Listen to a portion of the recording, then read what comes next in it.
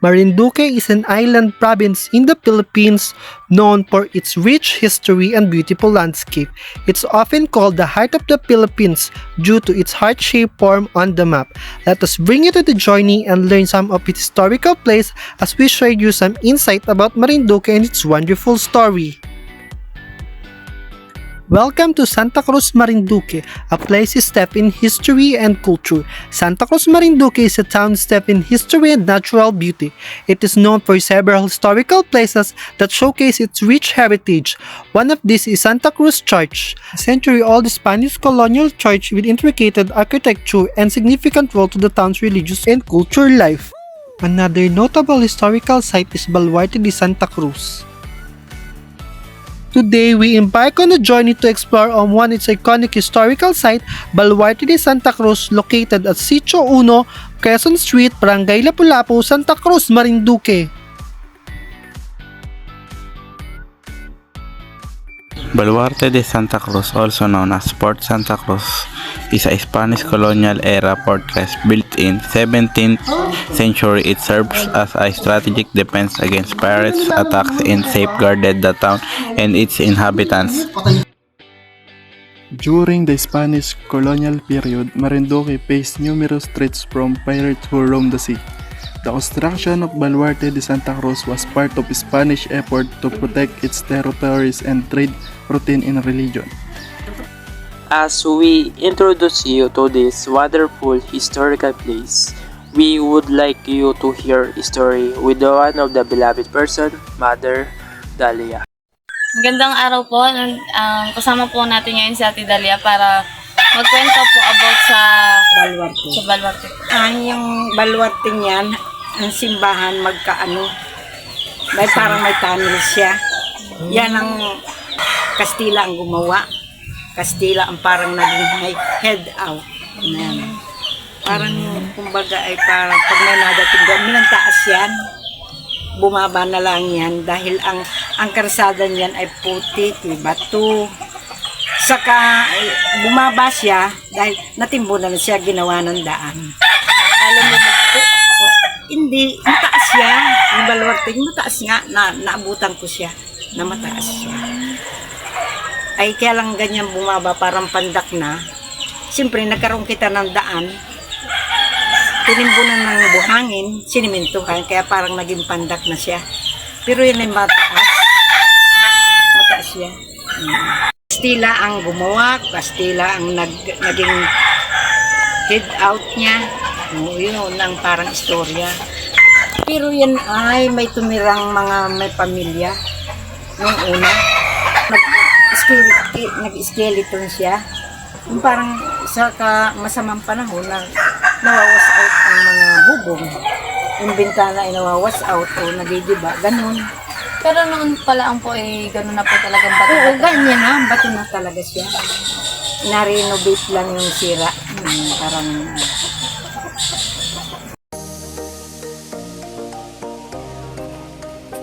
And now, we're here together with our beloved Kapitan of the Barangay, Mr. Ferdinand Tricafrente. Hapon po, ako po si Emily Peña Flor.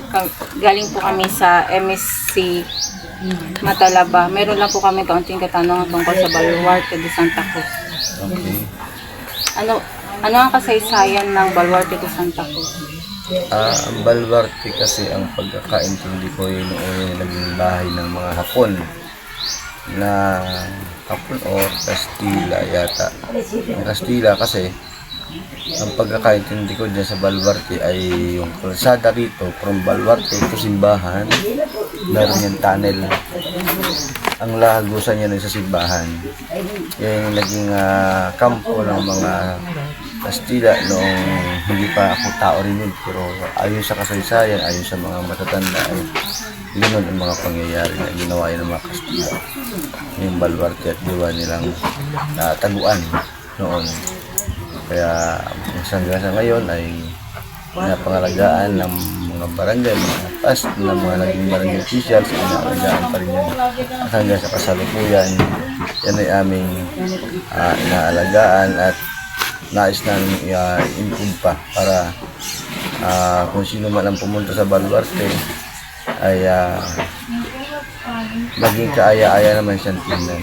Kasi isa yan sa isa sa historical building o isa sa history ng Barangay Lapu-Lapu na magkaroon ng bahay ng bato o ng baluarte. Kaya kami bilang mga barangay official, nais namin yang mapa-improve. Ano po ang plano ng barangay sa Baluarte? Ang plano ng barangay sa Baluarte, unang-una ngayon, mayroon kaming budget dyan na 100,000 na repair. Kasi sabi ko nga kanina na iniingatan namin, na inaalagaan namin dahil yung Baluarte ay sa katagalan na ay tumutulo yung bubong, sira na yung kesame. So, ako bilang punong barangay dito sa Barangay Lapu-Lapu, kami ay nilagyan namin ng budget ng 100,000 upang ma-repair ang kesame ng aming Baluarte dito sa Barangay Lapu-Lapu, kasi isa yan sa mga pinupuntahan o isa yan sa laging tinatanong sa amin ng mga estudyante. Sino man ang pumayag sa Lapu-Lapu, humihingi ng history ng Baluarte or ng bahay na bato dito sa Barangay Lapu-Lapu. Although ako naging estudyante rin nung araw, ginaya namin yan. Nasa bahay pa hanggang ngayon yung Baluarte. Bumuo kami ng Baluarte, yung maliliit na bato. Ibig sabihin, naging project din namin na kung paano namin pangalagaan ang Baluarte, kasi ayaw namin yan itong masira na laman ng gano'n. Although yan ay aming pang papagandahin at papagandahin pa sama. Pero gusto namin kung makakabili kami ng mga pampalit dyan, yung talagang mga style, sinauna rin kung may kapis din papalit namin. Kung magkaroon ng isang tourist spot na tulad ng Baluarte. Kaya kami bilang mga barangay officials, although kami, kung nalaman ninyo sa bawat barangay ninyo na yung mga barangay officials na naglalakbay aral pag naalis, yan ay ina-apply din namin sa aming barangay. Paano uunlad ang kanilang barangay, lalong-lalo na pagdating sa agrikultura ay nagagaya namin. Hindi yung laging mabili ka ng abono sa pagdating sa agrikultura. Inagaya namin yung mga organic farming, nagagaya namin yan. Tulad nung inapuntahan namin sa ibang lugar, ang plano ko dyan, lalagyan ng history, lalagyan sa loob ng Baluarte, yung history ng Baluarte. Tapos may isang mag-caretaker dyan sa Baluarte at pagkakaroon niya ng entrance fee kahit mga 20 pesos ang isa. Ganun yung aming plano dyan. Siguro by June siguro or May. Maraming salamat po sa pagsagot sa amin ng mga katanungan. Okay, walang problema. Ano man yung mga pangangailangan sa aming barangay. Open lagi kami sa lalo-lalo na sa inyong mga estudyante at kami ay naging estudyante naman. So, thank you. Baluarte de Santa Cruz played a crucial role in the history of Baluarte de Santa Cruz. It was strategically positioned to provide a vantage point over the place, allowing defenders to spot incoming threats and mobilize defenses accordingly. The fortress is characterized by its sturdy stone walls, metal gate, wide windows, bastion and canyons, reflecting the military agriculture of the Spanish colonialism. It will serve not only a defensive structure, but also as a symbol of Spanish authority in the region.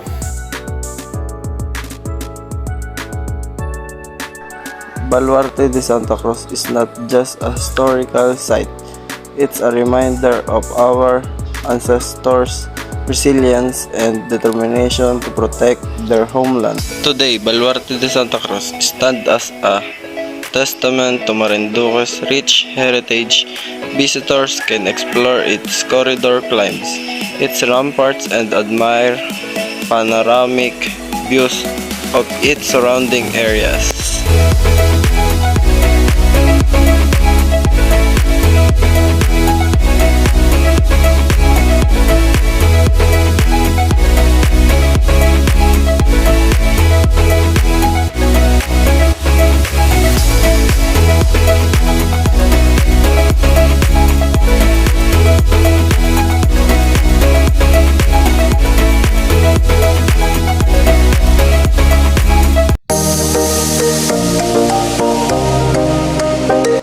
visiting Marinduque, we don't say, punta na kayo dito. Instead, we say,